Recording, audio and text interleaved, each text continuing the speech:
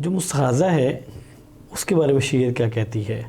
جی، اصل میں دو چیزیں ہوتی ہیں، دو لفظ ہیں، ایک ہے حیض اور ایک ہے استحاضہ۔ حیض سے مراد وہ خون ہے جو عورتوں کے مخصوص ایام میں تمام بنات آدم کو، یعنی آدم کی بیٹیوں کو لاحق ہوتا ہے اور وہ ان مخصوص ایام میں جاری ہوتا ہے۔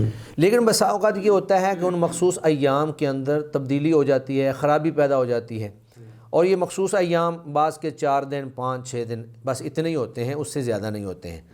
لیکن کسی بیماری کی وجہ سے جو خرابی پیدا ہوتی ہے اس سے پھر وہ خون رکتا نہیں ہے، پورا پورا مہینہ جاری رہتا ہے۔ تو اللہ کے نبی صلی اللہ علیہ وسلم نے فرمایا کہ یہ حیض نہیں ہے، انما ذالک عرق، یہ ایک رگ جو ہے پھٹی ہے اور اس سے یہ خون بہہ رہا ہے۔ تو یہ بیماری ہے جس طرح ایک عام بیمار آدمی، مثلا کسی آدمی کو زخم لگ جائے اور اس میں سے خون رستا رہتا ہو، تو وہ مریض ہے، بیمار ہے، اس کو زخم لگا لیکن وہ نماز تو پڑھے گا، نماز کے لیے رکاوٹ نہیں ہے۔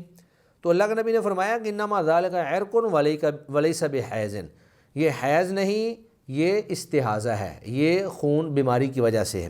تو ایسا خون جو بیماری کی وجہ سے ہو، اس میں پھر اللہ کے نبی صلی اللہ علیہ وسلم نے فرمایا کہ خون کو دھو لو۔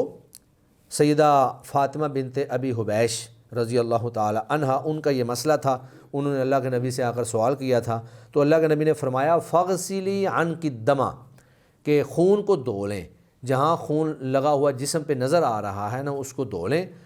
ثم صلی، پھر آپ نماز پڑھیں، اور نماز میں کیا کرنا ہے؟ ثم توضئی لکل صلاۃ، ہر نماز کے لیے وضو کرنا ہے۔